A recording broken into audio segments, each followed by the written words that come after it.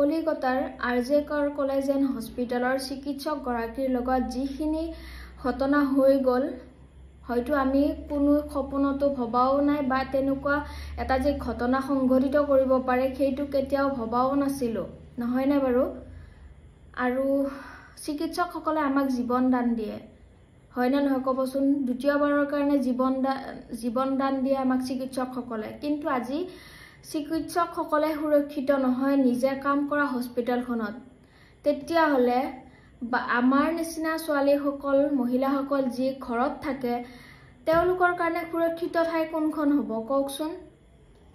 চিকিৎসালয়ত যেতিয়া এটা এনেকুৱা ধৰণৰ ঘটনা হ'ব পাৰে তেতিয়া হলে আৰু কি কম মই এই কেইদিন ভিডিঅ'ত ইমানখিনি ভিডিঅ' পোষ্টত পাই আছো তেখেতৰ কথা নিজে ভিডিঅ' নবনোৱাকে থাকিব নোৱাৰিলো আৰু এটা পোষ্ট অনুসৰি মানে কোনোবা এজনে পোষ্ট দিছিল আৰু সেই পোষ্ট অনুসৰিয়ে মই আপোনালোকক তেখেতৰ কেনেকুৱা কি হৈছিল তেওঁৰ লগত মানে ঘটনা কেনেকৈ সংঘটিত কৰিছিল সেইখিনি অকণমান কম বুলি ভাবিছো যিদিনাখন এই ঘটনাটো সংঘটিত কৰিছিল আৰু সেইদিনাখন তাই ৰাতিপুৱা 10 বজাৰ পৰা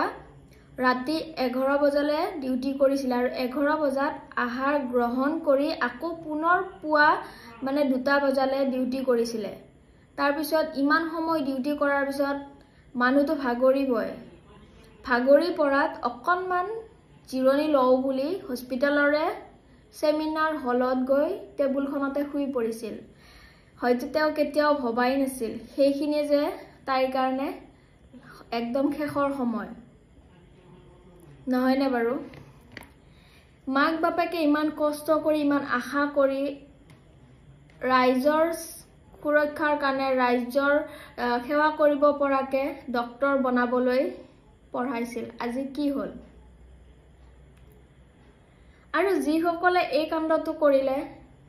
তেওঁলোকে কেতিয়াবা ডক্টৰৰ ওচৰত গৈছিল নে বাৰু মই বেলেগ কথা ক'বই নাযাওঁ কিন্তু তেওঁ ডক্টৰ এজনক যেতিয়া এনেকুৱা এটা অৱস্থা কৰিলে তেওঁলোক কেতিয়াবা ডক্টৰৰ ওচৰত গৈছিলে না সেইটো মই গম নাপাওঁ কাৰণ ডক্টৰজন নহলে মানুহজনৰ শেষ যিকোনো মানুহৰে শেষ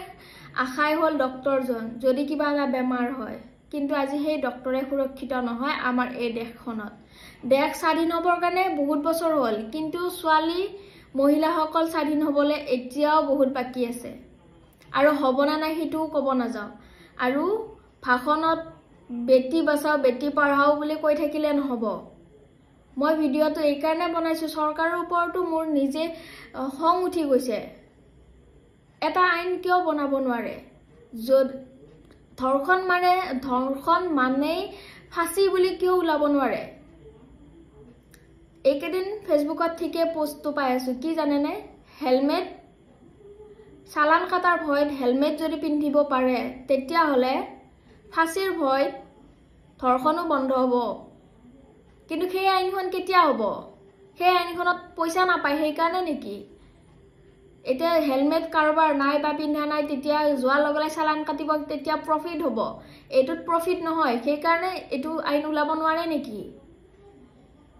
এটাকে যদি ছোৱালীসকল মহিলাসকল সুৰক্ষিত নহয় তেতিয়ালে ঘৰত বন্দী হৈ থাকিব লাগিব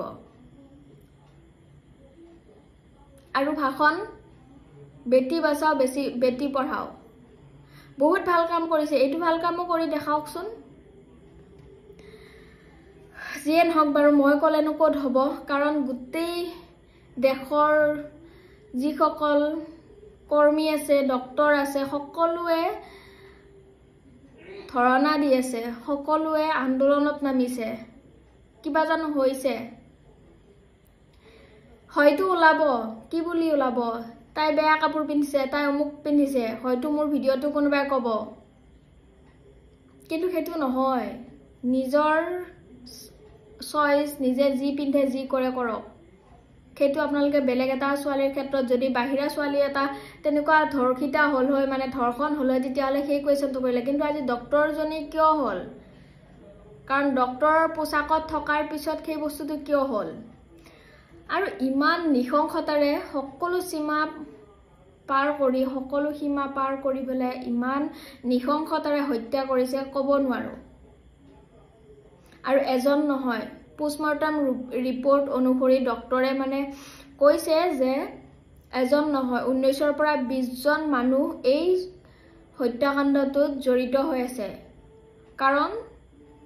তাইৰ দেহত যিখিনি শুক্ৰাণু পোৱা গৈছে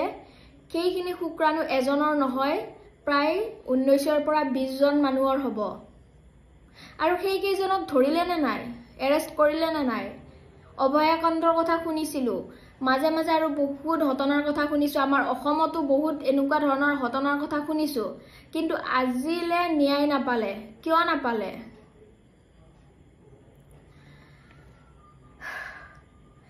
তাইক এনেকুৱাকে হত্যা কৰিছে, গলত, মুখত, ওঠত, হাতত, ভৰিত কামোৰ, চশমা ভাঙি চকুত সোমাই চকুৰে তেজ ওলাই আছে বোলে। আৰু ভৰি দুখন ওলোটাকৈ মুচুকাই থৈছে। ভাবক এবাৰ, আমাৰ যদি হাতত যদি এটা চিকুটিও দিওঁ আমি কিমান কষ্ট পাওঁ, আৰু সেই মহিলাগৰাকী কিমান কষ্টত কিমান যন্ত্ৰণাত আজি এইখন পৃথিৱী এৰি গুচি গ'ল। কি ক'ব আপোনালোকে? এতিয়াও ক'বনে বেটি বাচাও বেটি পঢ়াও বুলি? আজিতো বেটি বচাই বেটি পঢ়াইতো ডাক্তৰী কৰিছিলে, কিন্তু কি হ'ল?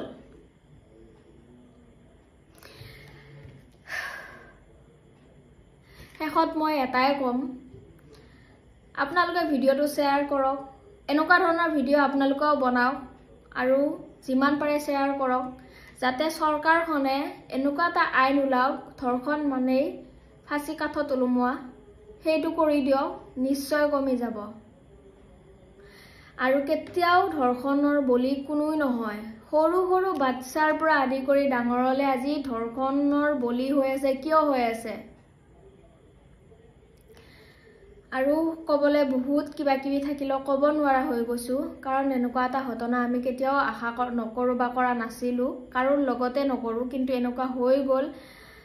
এটাই বিচাৰোঁ, তেখেতৰ আত্মাই যাতে চিৰশান্তি লাভ কৰে, আৰু আপোনালোকেও তেওঁৰ কাৰণে প্ৰাৰ্থনা কৰক আৰু দোৱা কৰক।